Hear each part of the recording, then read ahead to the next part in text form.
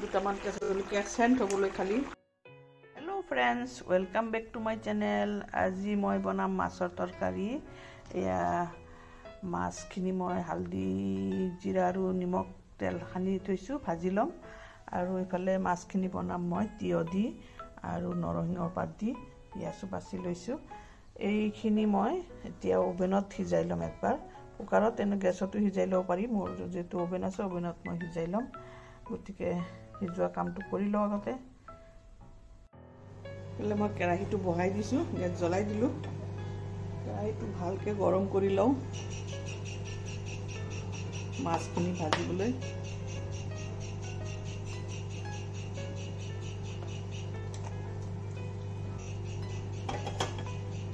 পুৰা গৰম কৰি ল'লে মানে মাছটো লাগি নধৰিব কেৰাহীত। গতিকে মই মছলা সানিয়েই থৈছিলোঁ। এইফালে অভেনত মই তিয়হখিনি অলপ নিমখ অকণ পানী দি সিজিবলৈ 3 মিনিট সিজিবলৈ দিছোঁ। সোনকালে হৈ যাব। তেল গৰম হৈ গৈছে এতিয়া।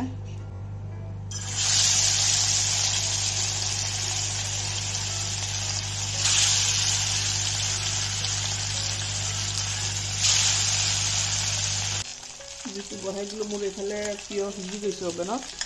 3 মিনিট হৈ গৈছে। কেৰাহীটো আৰু গৰম কৰিব লাগিছিলে, লাগি ধৰিছেই। এতিয়া আৰু 1 মিনিট হৈ লওক। ঠিক হৈ গৈছে ধুনীয়াকৈ।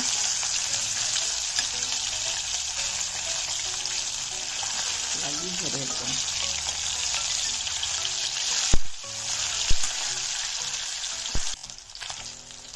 পুৰা লাগি ধৰিছে।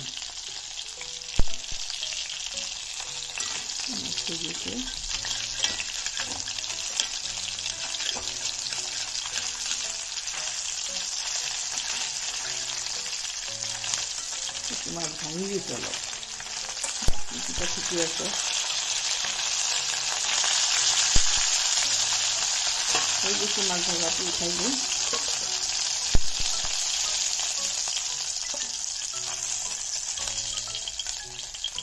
তেল অলপ বেছি হৈ গৈছে, তেল অলপ কমাই লওঁ ইয়াৰ পৰা তৰকাৰীটো বনাবলৈ। অকণমান তেল দি এইখিনি দি মই এতিয়া মাছৰ তৰকাৰীটো বনাম। অকণমান জিৰা ফোৰণ দি দিলোঁ, পিঁয়াজখিনি দি দিলোঁ।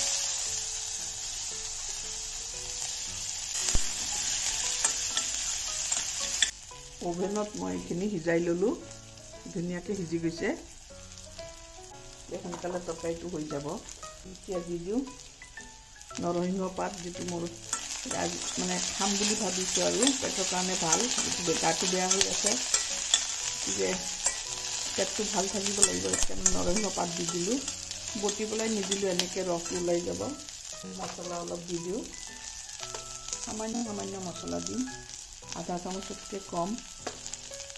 হালধি গুড়ি, জিৰা গুড়ি 1 চিকুট, অলপ ধনিয়া, অলপমান সামান্য জলকীয়া গুড়ি, অকণমান পানী দি দিলোঁ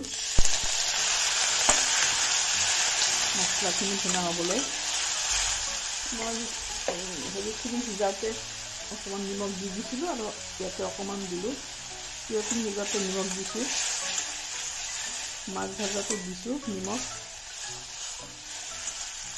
একদম মানে হেল্ডি তৰকাৰী এটা বনাম, কম মছলা কম তেল। এইটো খালে মোৰ প্ৰব্লেম নহ'ব, যিহেতু গাটো বেয়া হৈ আছে। মছলাখিনি ভুনা হৈ গ'ল আৰু ভুনাৰ দৰকাৰ নাই। এতিয়া সিজাই থোৱা তিয়হখিনি দি দিলোঁ। সিজাই থোৱাৰ কাৰণে সোনকালে হৈ যাব তৰকাৰীটো, আৰু অলপ পানীৰ দৰকাৰ আছে।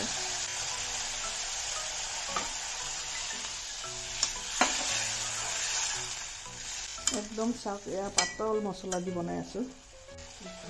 জোল থাকিব, সেইকাৰণে অলপ জোল বেছিকৈ দিলোঁ।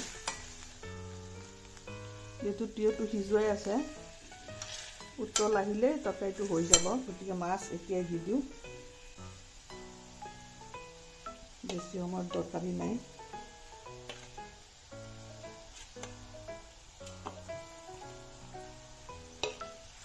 মাছখিনি দি দিলোঁ আৰু ঢাকি দিম, সোনকালে হৈ যাব। এতিয়া 10 মিনিট উতলিব দি দিছোঁ, হৈ যাব মোৰ তৰকাৰী। 10 মিনিটমান উতলি গ'ল, এতিয়া চাওঁ হৈ আছে।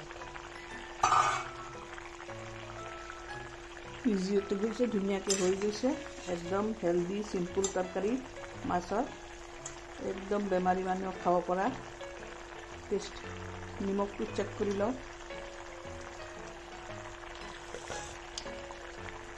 আৰু সামান্য নিমখৰ দৰকাৰ আছে।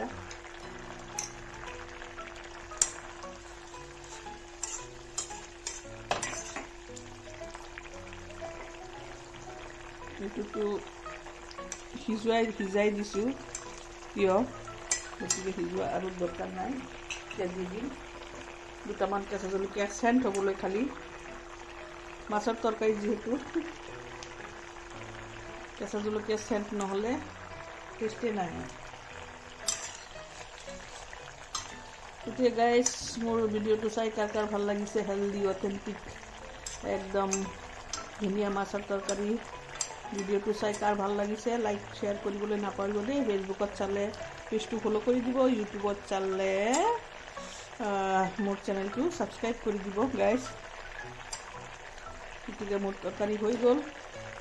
আকৌ এনেকৈ হেল্ডি তৰকাৰী বনাই ভিডিঅ' বনাই, হেল্ডি মাছৰ তৰকাৰী, মাংসৰ তৰকাৰী চব হেল্ডি বনাই আপোনালোকৰ লগত শ্বেয়াৰ কৰিম। তেতিয়ালৈকে আপোনালোকে ভালে সুস্থ থাকিব। আজিৰ কাৰণে এইখিনিতে বিদায় লওঁ, মোৰ তৰকাৰী হৈ গৈছে। টাটা বাই বাই, আকৌ লগ পাম।